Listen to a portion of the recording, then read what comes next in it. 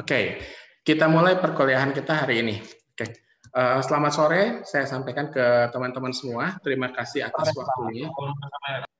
Terima kasih atas waktunya sudah hadir melalui Zoom meeting ini. Kita akan kembali membahas mengenai e-bisnis dan juga perkembangannya.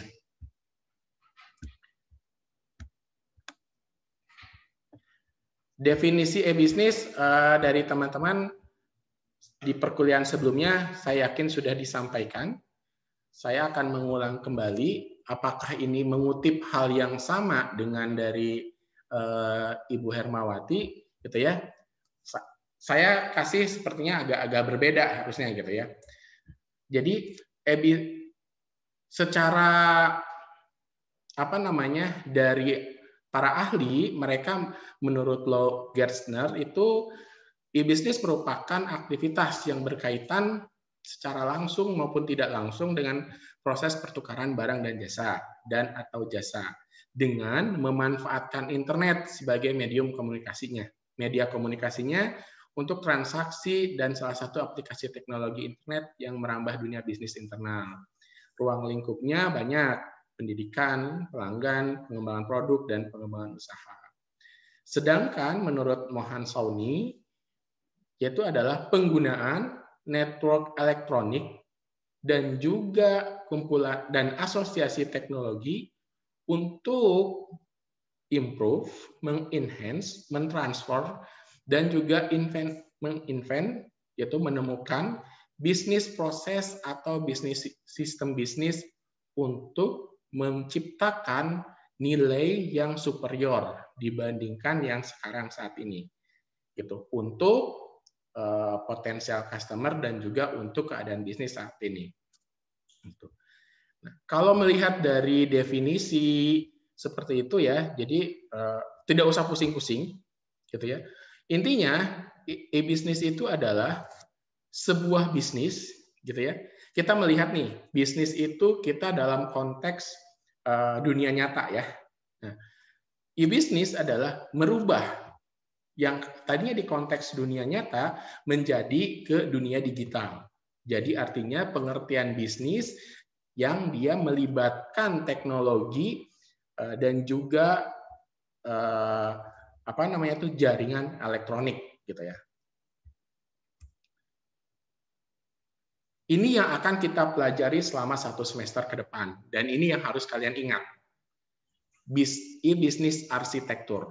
Jadi kita di dalamnya akan belajar data models, business rule, discovery tools, access rule-nya, information and security specification-nya. Saya yakin kalian ini kan sudah semester 5 ya. Semester 5. Pak. Nah, kalian udah belajar nih mengenai DBMS, web server, application server, groupware, ERP, CRM. Nah, ini juga termasuk dalam arsitektur bisnis yang akan kita pelajari. Selanjutnya termasuk network access device-nya, server hardware-nya, network hardware-nya, operating system, security service, development tools, dan komponen-komponen lainnya. Artinya, komponen-komponen yang ada dalam sistem informasi bisnis ini yang akan kita pelajari dalam electronic business. Itu atau disingkat e-business. Bukan e-business ya, e-business. Ada e-commerce, ada e-business gitu ya, bukan e-commerce tapi e-commerce. Oke. Kenapa? Kemarin juga mungkin sempat dibahas ya sama Bu Hermawati mengenai definisi dari e-commerce gitu ya. Ini erat sekali kaitannya setiap kita membahas e-bisnis pasti kita akan membahas e-commerce gitu ya. Nah, e-commerce menurut Turban dan kawan-kawan, jadi e-commerce itu dia proses pembelian atau penjualan atau tukar-menukar produk atau jasa dengan menggunakan sarana komputer. Sedangkan menurut Lordon itu yaitu penggunaan internet atau web untuk transaksi bisnis. Simple. Jadi ada perbedaan antara e-commerce dan juga bisnis gitu ya. Apa perbedaannya? Gitu. Kita akan lihat di sini. Hubungan e-bisnis dan e-commerce gitu ya. Jadi kalau perdagangan elektronik atau e-commerce itu merupakan bagian dari e-bisnis. Kalau kita bayangkan, gambarkan sebuah lingkaran gitu ya, sebuah lingkaran kecil, nah itulah e-commerce yang ada di dalam sebuah lingkaran besar. Lingkaran besarnya adalah e-bisnis. Jadi e-commerce itu termasuk ke dalam e-bisnis, gitu ya. Kalau e-commerce dia ruang lingkupnya hanya sebatas transaksi jual beli, gitu ya. Jadi kalau misalkan ruang lingkup hanya sebatas penjualan, pembelian, gitu ya, pengadaan barang, nah itu masuk ke dalam ruang lingkup e-commerce. Kalau bisnis, ruang lingkup e-commerce ditambah juga dengan pengelolaan sumber daya manusianya, pengelolaan mitra bisnisnya, pengelolaan nasabahnya, dan termasuk juga pengelolaan supporting untuk semua bisnis agar bisnis tersebut berjalan. Ketika semua bisnis atau supporting bisnis itu dijalankan secara digital, maka itulah disebut sebagai e-bisnis. Gitu ya. Jadi bisnis yang dijalankan secara digital disebutnya e-bisnis. Nah, ini salah satu bentuk e-commerce. Jadi e-commerce itu misalkan kalian nih masuk ke marketplace gitu ya, masuk ke sebuah website penjualan, kalian membeli sebuah barang. Ya, di sini kalian membeli sebuah barang, barang itu akan dimasukkan ke dalam keranjang virtual, ya kan? Ke dalam keranjang virtual. Lalu kalian membayar. Proses pembayaran melibatkan pihak ketiga, yaitu melibatkan pihak perbankan. Bayar ke bank, dari bank itu akan menginfokan lagi ke web tersebut bahwa dia sudah bayar. Lalu dari ketika sudah bayar, dia akan diinfokan ke warehouse, gitu ya, ke store-nya bahwa orang ini sudah bayar produk tersebut, sehingga disediakan barangnya. Barangnya kemudian dikirim melalui kurir dan disampaikan ke customer, gitu ya. Inilah proses kerja dalam ruang lingkup e-commerce. Dan ini bukan disebut e-bisnis, gitu ya. Ini adalah salah satu bagian kecil dari e-bisnis. Nah, jadi kalian sudah tahu perbedaannya e-bisnis dan e-commerce ya. Jadi e-bisnis itu merujuk kepada definisi e-commerce yang lebih luas. Tidak hanya pembelian dan penjualan, tetapi menyangkut ke pelayanan pelanggan, kolaborasi dengan mitra bisnis, terus transaksi elektronik dan lain sebagainya, gitu ya. Termasuk di dalamnya ada e-learning. Kesimpulannya, gitu ya, e-bisnis itu dia cakupannya lebih luas dalam lingkup, dan e-commerce hanya merupakan satu aspek atau satu bagian dari e-bisnis. Yang kedua, e-commerce hanya mencakup transaksi bisnis seperti membeli dan menjual barang melalui internet. Yang ketiga, e-commerce itu pada prinsipnya sangat dipengaruhi dengan transaksi keuangan, sedangkan e-bisnis transaksi keuangan itu bukan menjadi hal yang utama karena dia lebih luas cakupannya. Yang keempat, e-bisnis melibatkan pemasaran, perancangan produk, evaluasi layanan konsumen, pengelolaan sumber daya manusia, dan lain sebagainya dengan melibatkan sistem yang terintegrasi dalam sebuah sistem digital. Itu perbedaan antara e-bisnis dan e-commerce. Nah, ini dimensi dari ruang lingkup e-bisnis itu sendiri. Dimensinya. Kita akan melihat pertama siapa yang terlibat dalam lingkup e-bisnis, apa saja dalam lingkup e-bisnis, where, di mana e-bisnis itu bisa dilakukan, why, dan mengapa e-bisnis itu harus dilakukan. Kalian harus ingat lingkaran-lingkaran ini. Bu, siapa saja? Pertama, yang di sini, kenapa yang menjadi pertama itu adalah bagian terdalam ya. Bagian terdalam adalah firm atau perusahaannya itu sendiri. Yang kedua, lingkaran kedua itu adalah customer-nya. Bagian perusahaan termasuk di dalamnya SDM dan lain sebagainya ya. Yang kedua itu customer-nya. Gitu ya. Nah, perusahaan dan customer ini sudah bisa menyangkut ruang lingkup ke dalam bisnis. Tapi ketika ditambah value network-nya dan network-nya ini berubah menjadi sebuah e-business karena dijalankan tidak hanya di dunia nyata tapi di dunia digital juga. Bisa dilakukan di dunia digital. Lalu apa saja yang terjadi? Yang pertama pertukaran informasi. Adanya pertukaran informasi dengan antara internal perusahaan, antara internal dengan customer, gitu ya, antara internal dengan mitra, itu yang terjadi di dalam sebuah bisnis. Yang kedua, adanya transaksi, tidak hanya pertukaran informasi, dilanjutkan dengan adanya transaksi. Di sini akan menghasilkan sebuah margin, gitu ya. Artinya dalam sebuah bisnis harus ada margin. Kalau misalkan tidak ada margin, itu bukan kategori bisnis. Jadi kalau berbicara bisnis, UUD, ujung-ujungnya duit, gitu ya. Jadi kalau tidak ada nilai uang di sana, maka itu bukan sebuah bisnis. Di sini kita harus berbicara menjadi orang kita harus menjadi orang materialistis gitu kalau untuk berbicara masalah bisnis. Tuh. Yang ketiga, adanya kolaborasi. Kolaborasi baik itu secara vertikal dan juga horizontal gitu ya. Vertikal dan horizontal artinya sesama internal perusahaan gitu ya, dan vertikal itu keluar.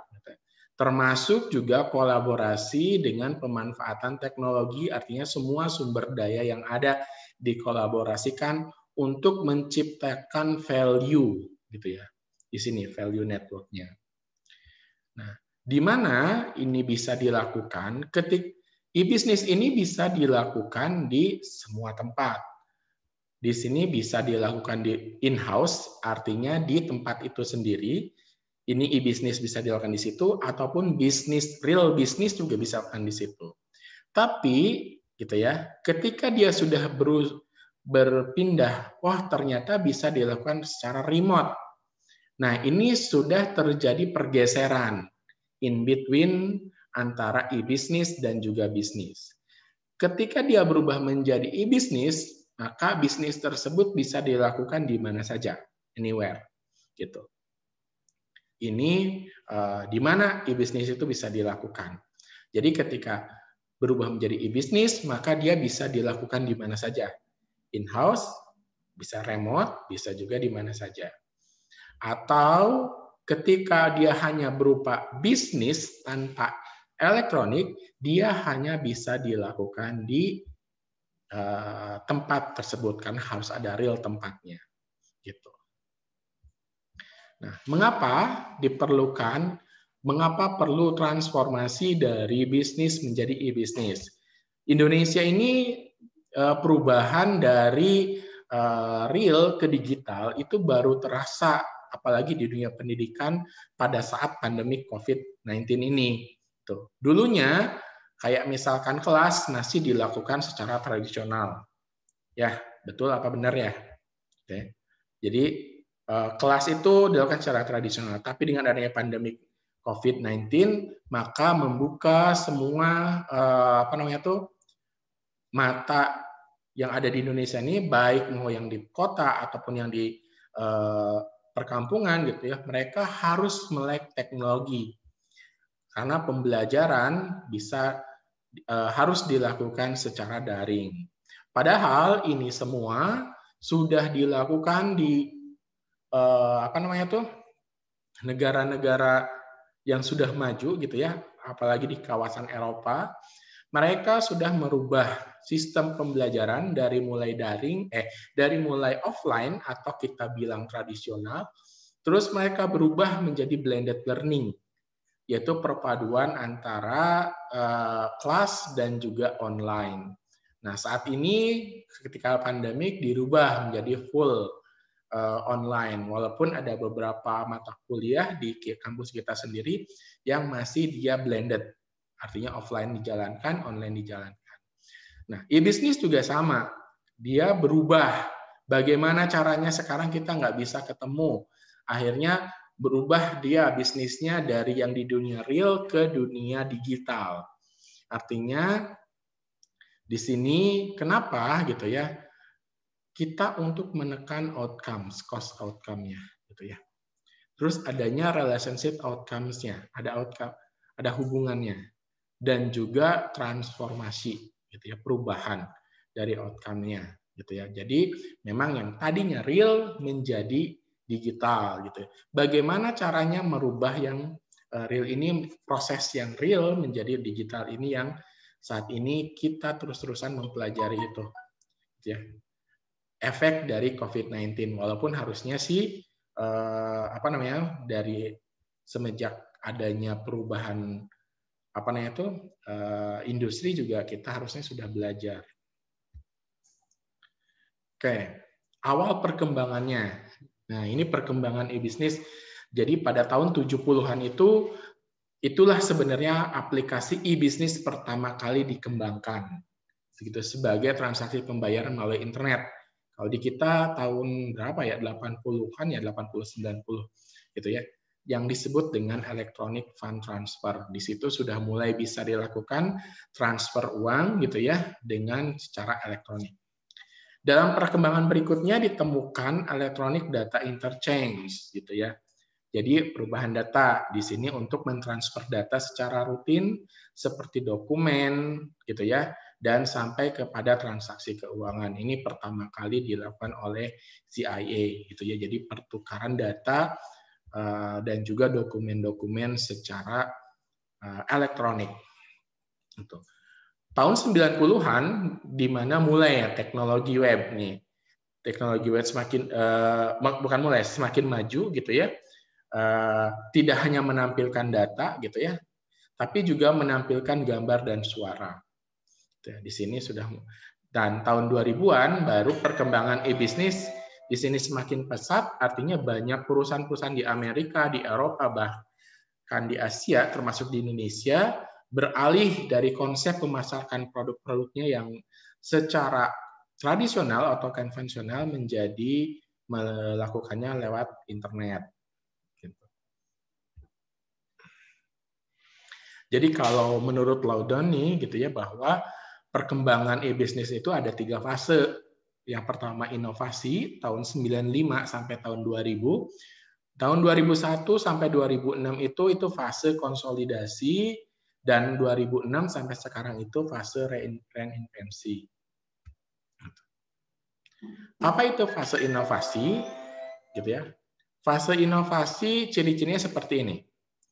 Jadi e-bisnis itu dijalankan berdasarkan perkembangan teknologi, artinya yang mendrive-nya teknologi ya, seperti perkembangan internet, komunikasi, dan pertukaran data lainnya. Jadi pada saat di sini e-bisnis atau produk yang dipasarkan pada masa ini umumnya pada produk eceran. Itu pertama kali oleh Amazon. Seperti menjual buku, bukunya di sini belum masuk ke e-book, tapi buku real yang dijual gitu ya. Sampai musik MP3 gitu ya. Nah, ini contohnya pada masa pertama kali gitu ya, Amazon menjual. eBay juga mereka menjual pakaian gitu ya. Jadi barang-barang real mereka jual secara online. Yang kedua, pada masa konsolidasi gitu ya. Di sini tahun 2001 sampai 2006, pada fase ini e-bisnis dijalankan berdasarkan bisnis driven. Kalau tadi kan yang mendrive-nya teknologi, sekarang yang mendrive-nya itu kebutuhan bisnisnya. Jadi tidak hanya sebatas inovasi teknologi yang mendukung, tapi dijalankan pada perencanaan bisnis, sehingga strategi yang dilakukan pun perpaduan antara strategi bisnis konvensional dan juga teknologi online gitu ya. yang disebut dengan brick and clicks gitu ya pada masa itu. Jadi dan pada masa ini fokusnya hanya sebatas untung atau laba gitu ya. Di sini adalah masa peralihan gitu ya. Masa peralihan bagaimana meningkatkan laba setinggi-tingginya dan memanfaatkan teknologi yang ada. Makanya disebutnya business driven bukan teknologi driven gitu ya. Terus umumnya produk yang dijual itu produk eceran juga gitu yang kompleks seperti komputer, handphone, dan barang-barang elektronik lainnya. Di sini sudah mulai. Nah, ini contohnya. Jadi mereka menjual handphone gitu ya, menjual printer, barang-barang elektronik. Mouse di sini. Sudah ada Galaxy Note 2 waktu itu ya. Masih 7 juta harganya. Nah, sekarang masuk ke fase yang ketiga, yaitu fase reinvensi. Pada fase ini, e-bisnis itu dijalankan berdasarkan kepada pelanggan, kepada audiensnya, kepada komunitas organisasi bisnisnya.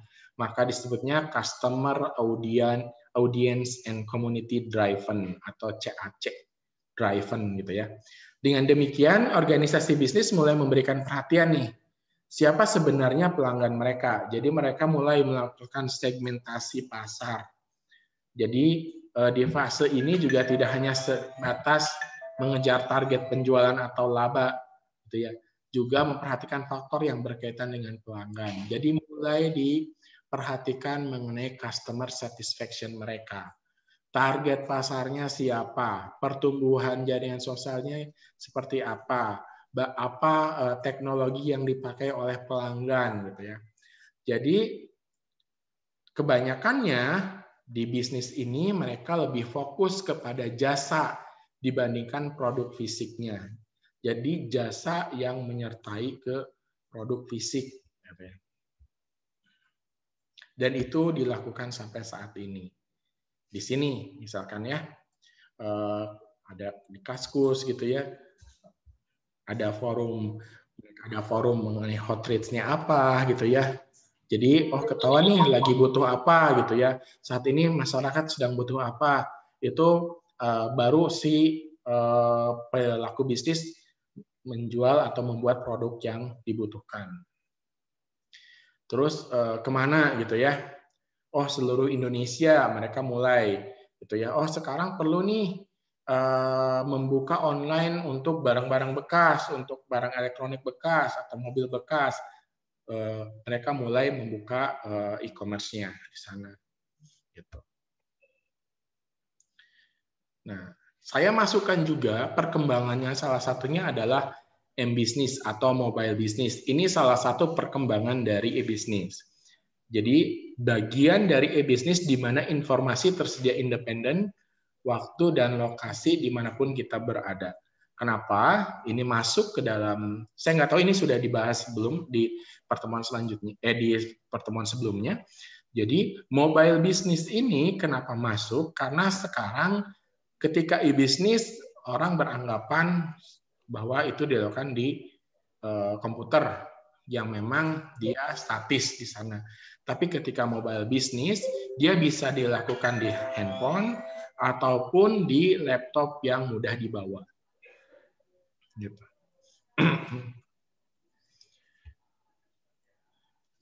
Awal perkembangannya, gitu ya, m-business ini, sebentar, jam berapa ini ya? 17.45.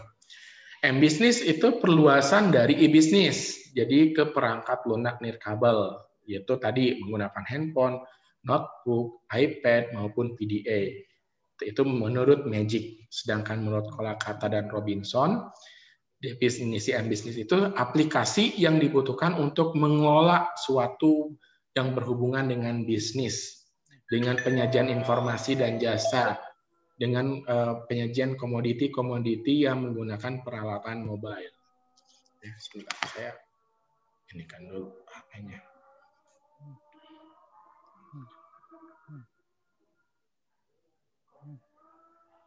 Oke. Jadi M-Business ini tidak bisa dipisahkan dengan e-business karena ini contohnya kalian pasti sudah kenal lah ya.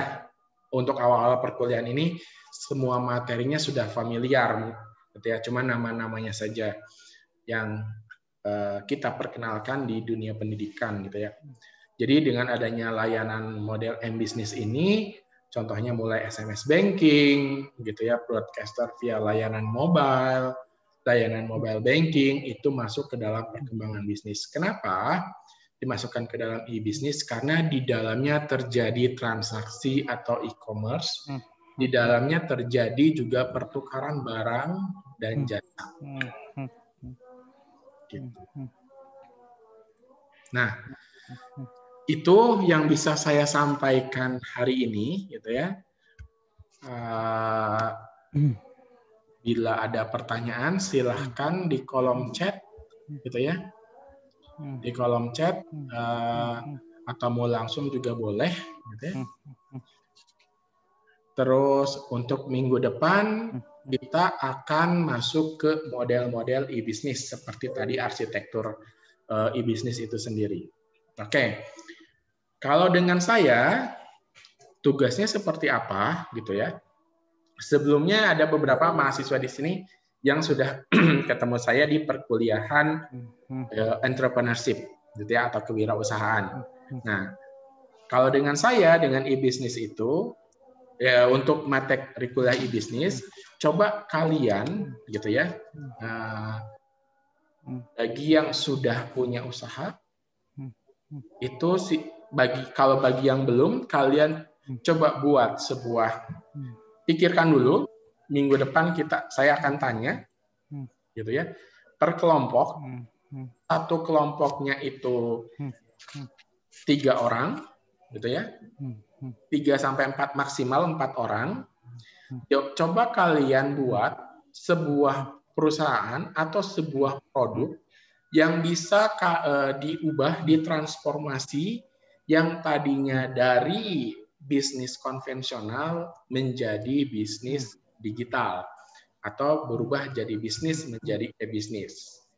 Nah, produk itu yang akan kita bahas nanti sampai akhir, sehingga nanti itu yang akan dibahas implementasinya terhadap nanti akan ada formnya yang harus kalian isi setiap pertemuan, di mana materi tersebut harus apa kaitannya dengan produk yang sedang kalian buat atau yang akan kalian pasarkan.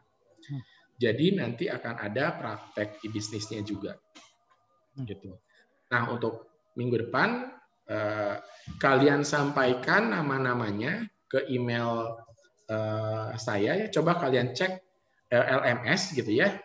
Bagi yang belum bergabung di grup WA, silahkan cek LMS-nya. Di situ ada untuk grup WA karena semua informasi akan disampaikan di sana. Itu saja yang bisa saya sampaikan hari ini. Ada pertanyaan?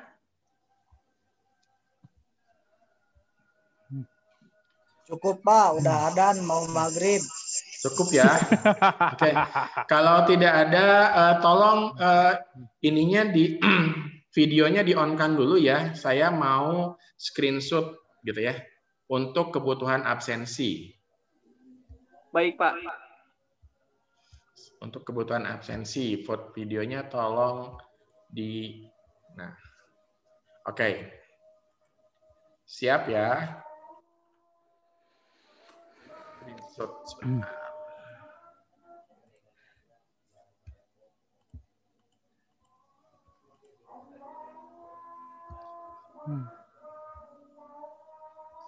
Sebentar.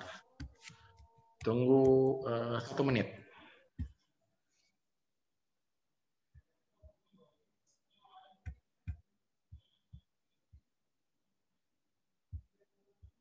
Oke. 2 kali ya. Ini kan ada 2 page, jadi 2 kali. Tolong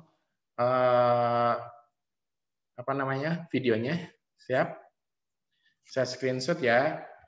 1, 2, 3.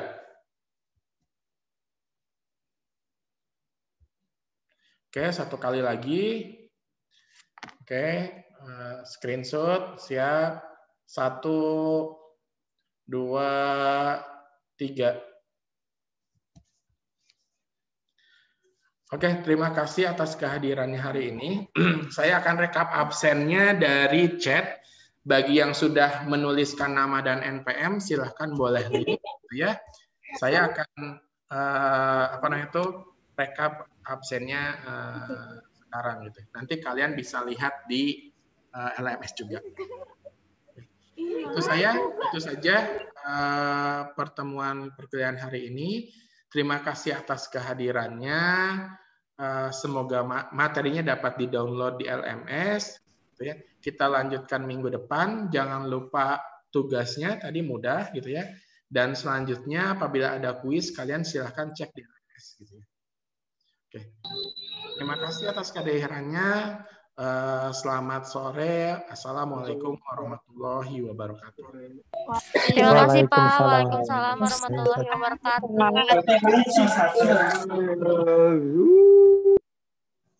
Terima kasih Pak. Sama-sama. Waalaikumsalam. Assalamualaikum.